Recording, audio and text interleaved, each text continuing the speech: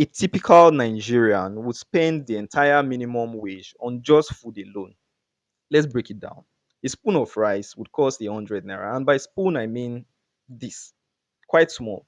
So you won't expect anyone to eat less than 4 spoons. That's 400 naira. A piece of meat costs 100, 200, or even as high as 300 naira. But since we're trying to keep things to the minimum, let's say 100 naira. So that's 500 naira per meal. If he's going to eat beans and bread, a spoon of beans would cost 100 naira. He's going to eat at least 3 servings. That's 300 naira. The smallest piece of bread, it's about 300 naira. So that's 600 naira. But let's go for the lesser amount. So 500 naira per meal. He eats at least twice a day. That's 1,000 naira a day. For 30 days, that's 30,000 naira. So there you have it. The minimum wage is gone.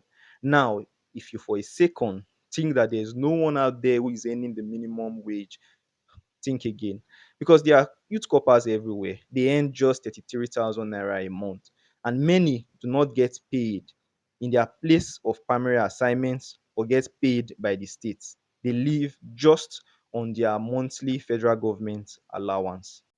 Now, let's get serious and stop talking about the big, ugly, fat joke of a minimum wage in Nigeria.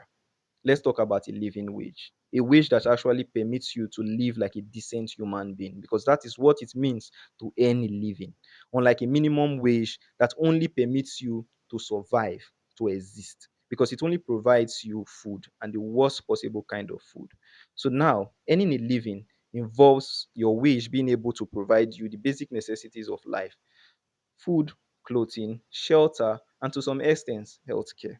Let's talk about shelter. By shelter, I mean rent.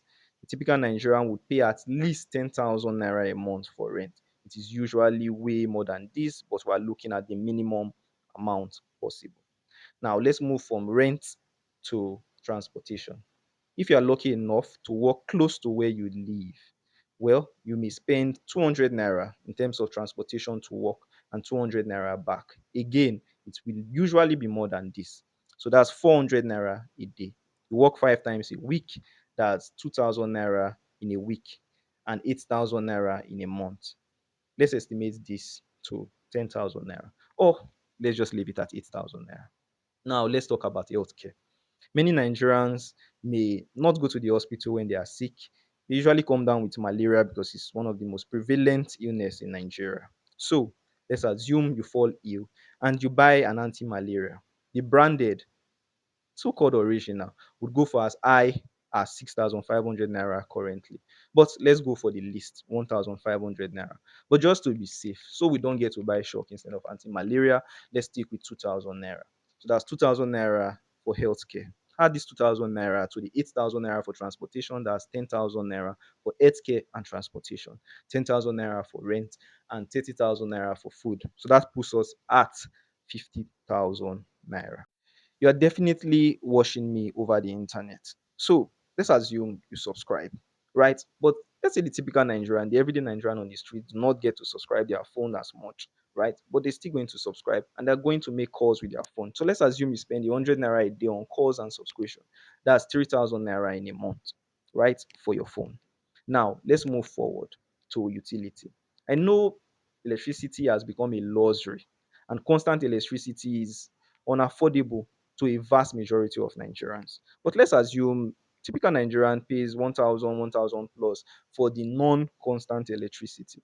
And let's say pays 500 naira for waste management and vigilante, that's security.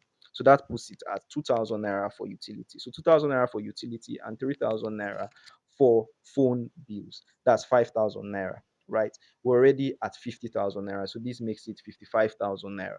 As a human being, you need to save for emergencies and miscellaneous for things that are unpredictable and unexpected. So let's put savings at 10,000 naira. So this totals 65,000 naira, approximately 70,000 naira. A Nigerian would need at least 70,000 naira to live like a human being. Not like a normal human being, but just like a human being. This is just for an individual. For persons who are married, well, may God help you. Those who have children, my prayers are with you. Let be poor breathe. Don't suffocate them.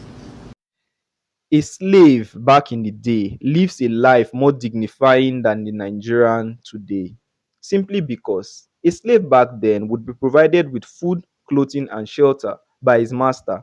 But a Nigerian today on minimum wage is only able to provide food for himself because he's simply surviving and existing rather than living. Now, if he requires clothing, shelter, or healthcare, he would need to take loans or rely on philanthropy from society.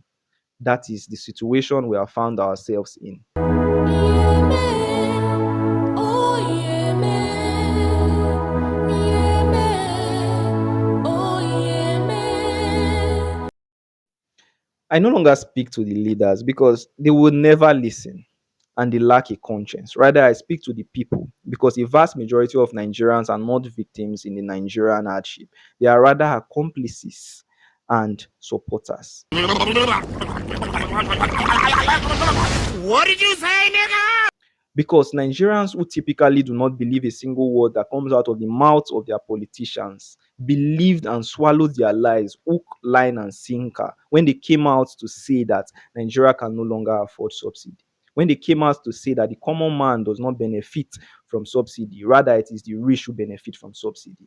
Nigerians, you and I, who can see the effect of subsidy in our life, believe these lies and made up 1,000 reasons to defend and support candidates who said they were going to remove subsidy, candidates who said indirectly that they were going to wreak untold hardship on our lives. Why is it that whenever there are anti-people policies, we support them? We, the masses, who are going to suffer from these policies, defend our leaders who are going to benefit from these anti-people policies. Why are we so short-sighted?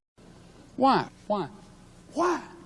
Why not tell the politicians that, yes, you have been elected to make the country better? How you are going to afford subsidy is none of my business. I've elected you. It is your business and your duty to figure that out. That is why we pay you. And why is it that when politicians who offer pro-people policies, we laugh at them? In 2019, when Omoyele Sowore proposed 100,000 naira living wage, it was laughed at. But now it is no longer funny. You, you, you, you